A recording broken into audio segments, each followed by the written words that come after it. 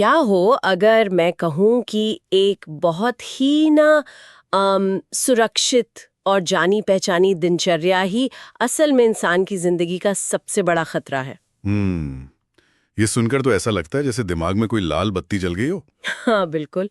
आमतौर पे ना जब भी हम खतरे या रिस्क की बात करते हैं तो अंदर से आवाज आती है कि रुक जाओ, ये रास्ता सुरक्षित नहीं है। एकदम सही बात है। लेकिन आज की इस गहन चर्चा में हम एक बिल्कुल अलग और हैरान कर देने वाले नजरिए पर बात करने वाले हैं। जी। आज हमारे पास जो स्रोत है उसका नाम है the seed and the tree, embracing the power of risk. बहुत ही शानदार विषय है ये।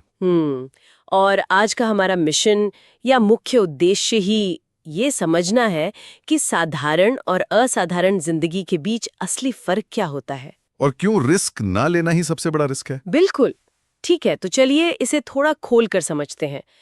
ये जो पूरा विचार है ना कि सुरक्षा केवल एक भ्रम है और हमारा दिमाग हमें आगे बढ़ने से रोकता है, या आखिर आता कहाँ से है? इस सवाल की जड़ें ना बहुत गहरी हैं और इसका सीधा जवाब हमारे एवोल्यूशन यानी विकासवाद में छिपा है। अच्छा। हाँ, अगर हम इंसानी दिमाग की बनावट को गहराई से देखें तो पता चलता है कि ये प्राकृतिक रूप से सिर्फ और सिर्फ सुरक्षा ढूंढने के लिए प्रोग्राम किया गया है। मतलब सिर्फ सर्वाइव करने के लिए? बिल्कुल। हजारों साल पहले ना, जब आदिमानव जंगलों में रहता था तो हर नई आवाज या कोई भी नया रास्ता सीधे तौर पर जानलेवा हो सकता था। हाँ वो तो है। इसलिए हमारे दिमाग का मुख्य काम बस किसी भी तरह हमें जिंदा रखना बन गया। दिमाग को इस बात से कोई फर्क नहीं पड़ता कि इंसान खुश है, अपने सपने पूरे कर रहा है। मतलब उसका काम हमें फलने फूलने देना नहीं है, बस जिंदा रखना है। एकदम सही। आज भी जब कोई अपनी जिंदगी के चौराहे पर खड़ा होता है तो उसे दो रास्ते दिखते हैं। एक रास्ता वो है जो रोज का जाना पहचाना है, वही सुबह, वही नौकरी जहां सब कंट्रोल में है। हाँ, कंफर्ट जोन जिसे कहते हैं। हाँ, लेकिन दूसरा रास्ता धुंधला है। वहां अनिश्चितता है और गिरने का डर है। पर असल विकास तो वही है ना? बिल्कुल। इंसान की असली क्षमता उसी धुंधले रास्ते पर है, लेकिन दिमाग अपनी पुरानी प्रोग्रामिंग की वजह से उसे वापस सुरक्षित रास्ते पर खींच लेता है। मतलब मैं ये सोच रही थी कि हमारा अपना ही दिमाग एक तरह से हमारा दुश्मन बन जाता है, सिर्फ हमें सुरक्षित रखने के चक्कर में। हाँ, और वो सुरक्षा का आवरण जो है ना, जिसे लोग अचीवमेंट मान लेते हैं, वो असल में एक पिंजरा है। सही कहा। और हाँ, यहाँ सबसे दिलचस्प बात यह है कि रिस्क लेना खतरनाक नहीं है, बल्कि उसी में असली ग्रोथ है। बिल्कुल। हमारे स्रोत में एक बहुत ही खूबसूरत उदाहरण है एक बीज का। हाँ, वो बीज वाला हिस्सा मुझे बहुत पसंद आया। मतलब कल्पना कीजिए, जमीन के नीचे गहरी मिट्टी में दबा हुआ एक बीज खुद को कितना सुरक्षित महसूस करता होगा।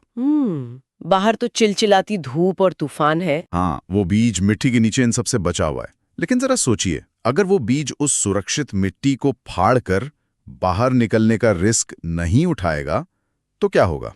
तो वो हमेशा एक बीज ही रहेगा। मतलब अगर मैं इसे थोड़ा और आगे ले जाऊं तो शायद उस बीज के लिए असली मौत मिट्टी में पड़े रहकर सड़ जाना है। एकदम सटीक बात कही आपने। मतलब बाहर निकलने पर शायद वो तूफान से टूट जाए, लेकिन अंदर पड़े रहने पर तो उसका वजूद ही खत्म हो जाएगा ना। बिल्कुल। एक विशाल पेड़ बनने के लिए उस बीज को, उस सुरक्षा कवच को तोड़ना ही पड़ता है। बिना रिस्क के विकास हो ही नहीं सकता। ये बीज वाला उदाहरण ना मुझे उस कहानी की याद दिलाता है जो स्रोत में दी गई है। वो सरकारी नौकरी वाले लड़के की कहानी? हाँ बिल्कुल वही। उस लड़के के पास एक बहुत ही सुरक्षित सरकारी नौकरी थी। समाज की नजर में वो एकदम सेटल था। हर महीने पगार आ रही थी, भविष्य सुरक्षित था। हाँ, कोई जोखिम नहीं था। लेकिन अंदर ही अंदर जब भी वो रोज ऑफिस के लिए निकलता तो खुद से एक ही सवाल पूछता था कि क्या जिंदगी बस इतनी ही है, या क्या मैं यही करने के लिए बना हूँ।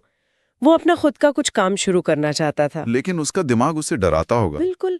जैसे ही वो सोचता, दिमाग एक लिस्ट बना देता, क्या होगा अगर काम फेल हो गया, पैसे डूब गए तो। और वो रिश्तेदार क्या कहेंगे, वो भी तो है। हाँ, कि अच्छी भली नौकरी छोड़ दी। इस डर ने ना उसे पूरे 4 साल तक रोके रखा। 4 साल बहुत लंबा समय है। फिर एक दिन उसने उस डरावने सवाल को पलट दिया। उसने खुद से पूछा, क्या होगा अगर मैं सफल हुआ? अरे वाह, ये बहुत पावरफुल है। हाँ, बस इस एक सवाल ने सब बदल दिया। उसने शुरुआत की, नुकसान भी उठाया, लेकिन आज वो 12 लोगों को रोजगार दे रहा है। सच में ये नजरिया बदलने वाली बात है। और यहाँ मैं अपनी तरफ से एक एनालॉजी रखना चाहूंगी। मुझे लगता है कि हमारा दिमाग ना एक पुराने सॉफ्टवेयर की तरह है। कैसे? मतलब ये सॉफ्टवेयर सिर्फ बेसिक चीजों जैसे खाना, सोना और खतरे से बचने के लिए बना था। हाँ, प्रिमिटिव दिमाग। और जब हम उसमें सपने या महत्वाकांक्षा का कोई नया भारी प्रोग्राम डालते हैं तो वो सिस्टम क्रैश होने से डरता है। और हर तरफ एरर मैसेज देने लगता है। बिल्कुल।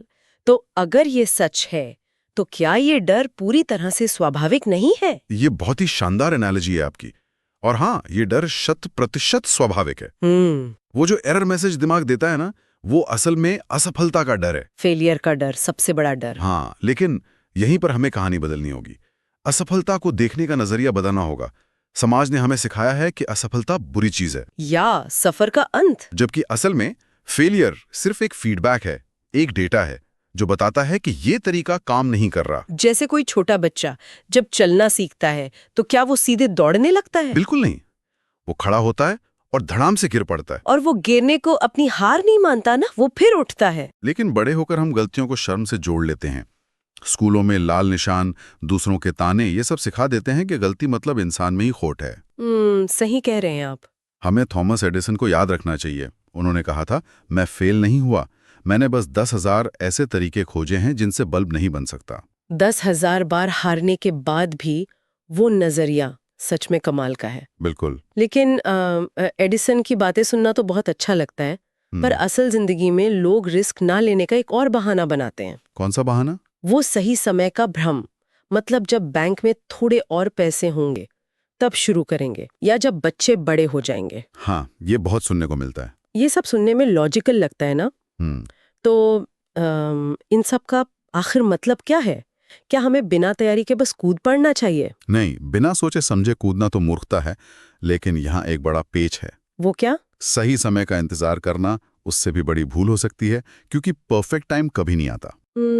परिस्थितियां कभी 100% सही नहीं होती। दुनिया के सबसे बड़े बदलाव उन्होंने ही किए हैं जिन्होंने अपूर्ण परिस्थितियों में शुरुआत की। स्टीव जॉब्स का ही उदाहरण ले लीजिए। हाँ, उनके पास कोई बड़ा ऑफिस तो था नहीं शुरू में। बिल्कुल, एक छोटे से धूल भरे गैराज से उन्होंने शुरुआत की थी। और आज के दौर में एलन मस्क को देखिए। स्पेसएक्स के टाइम पर तो सबने उन्हें पागल कहा था। हाँ, उनके शुरुआती 3 रॉकेट लॉन्च पूरी तरह फेल हो गए थे। करोड़ों डॉलर राख बन गए। बाप रे। कंपनी बस दिवालिया होने ही वाली थी। उस दबाव की कल्पना कीजिए, अगर वो परफेक्ट टाइम का इंतजार करते या तीसरे फेलियर के बाद हार मान लेते तो कहानी खत्म थी। बिल्कुल, लेकिन उन्होंने उसी भयंकर दबाव में चौथा रॉकेट लॉन्च किया और वो सफल रहा। क्योंकि उन्होंने इंतजार नहीं किया, रिस्क लिया। एकदम सही। और यहाँ बात सच में बहुत दिलचस्प हो जाती है जी, क्योंकि जब भी हम रिस्क सुनते हैं तो तुरंत रॉकेट, स्टीव जॉब्स या करोड़ों रुपयों की बात दिमाग में आती है। ऐसा लगता है जैसे रिस्क सिर्फ अमीरों के लिए है। हाँ, लेकिन स्रोत के अनुसार ना, रिस्क सिर्फ पैसों तक सीमित नहीं है, ये हमारे रोजमर्रा के जीवन में भी है। बिल्कुल, भावनात्मक और सामाजिक रूपों में। जैसे अपनी गलती मानकर किसी से माफी मांगना, ये भी एक बहुत बड़ा रिस्क है क्योंकि इसमें रिजेक्शन का डर होता है। हाँ, या किसी मीटिंग में अपनी अलग राय रखना जहां लोगों के जजमेंट का डर हो। एकदम सही। या बड़ी उम्र में कोई नई स्किल सीखना जहां लोग हंस सकते हैं, या फिर किसी टॉक्सिक रिश्ते से बाहर निकलना जहां अकेलेपन का सबसे गहरा डर होता है। ये रोजमर्रा के छोटे रिस्क जब लिए जाते हैं ना, तो एक नया कॉन्फिडेंस पैदा होता है। आप बिल्कुल सही दिशा में जा रही हैं। ये छोटे भावनात्मक जोखिम ही हमारा चरित्र बनाते हैं। जी। स्रोत में एक सिंगर लड़की की बहुत ही प्रेरणादायक कहानी है। उसके पास कमाल की आवाज थी, लेकिन स्टेज पर जाने से वो डरती थी। हाँ, हाथ पांव कांपने लगते थे उसके। ये कोई आर्थिक रिस्क नहीं था, ये उसका भावनात्मक रिस्क था। लोगों की नजरों का सामना करने का डर कि कोई क्या सोचेगा। सालों तक वो डरी रही।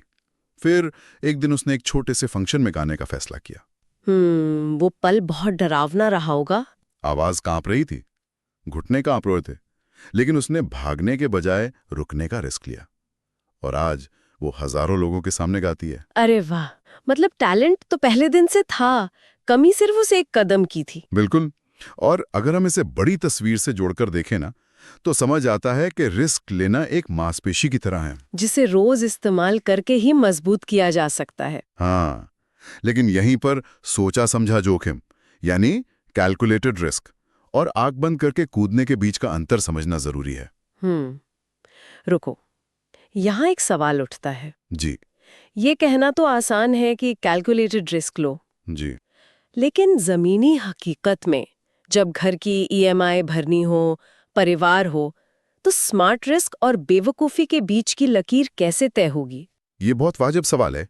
स्मार्ट रिस्क का सीधा सा मतलब है आंख मूंदकर छलांग न लगाना, बल्कि एक पुल बनाना।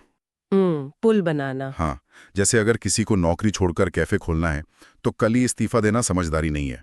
हाँ, वो तो बेवकूफी होगी। स्मार्ट रिस्क ये है कि वो वीकेंड्स पर छोटे स्तर पर शुरू करे, बाजार को समझें और कम से कम 6 महीने की सेविंग्स रखे।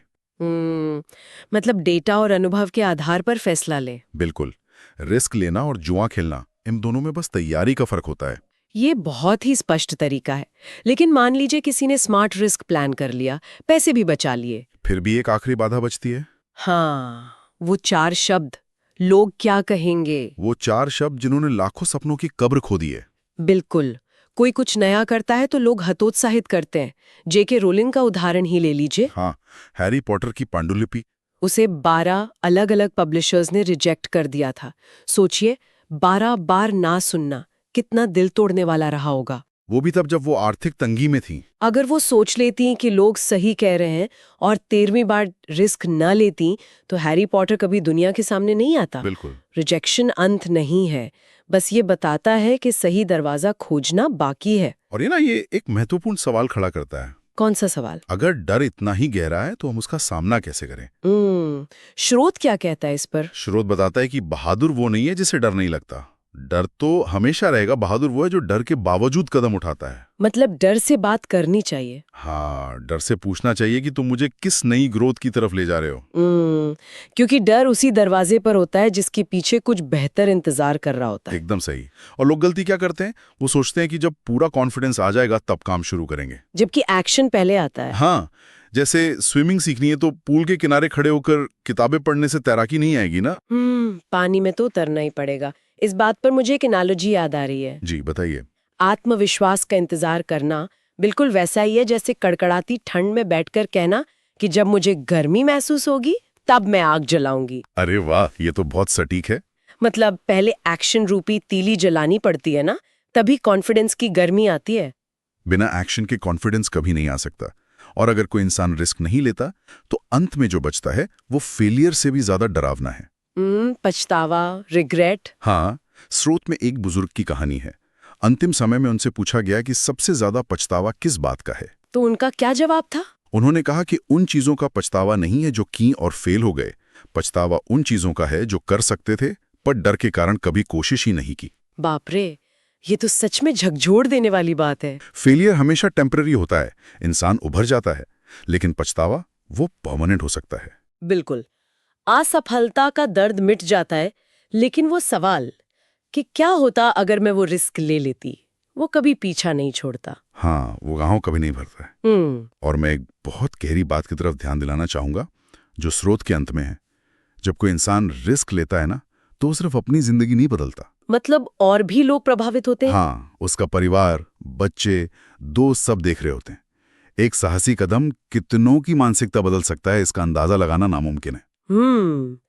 एक इंसान का रिस्क दूसरों के लिए हिम्मत बन सकता है। वो पूरी पीढ़ी का नजरिया बदल सकता है। तो कुल मिलाकर स्रोत का मैसेज यही है कि जिंदगी बदलने के लिए 100 बड़े कदम नहीं चाहिए, सिर्फ एक पहला कदम चाहिए। और वो डर के बावजूद उठाना चाहिए। हाँ, आवाज कांपे तो भी बोलना चाहिए, हाथ कांपे तो भी लिखना चाहिए, दिमाग एरर मैसेज दे तो भी कोशिश करनी चाहिए। बिल्कुल।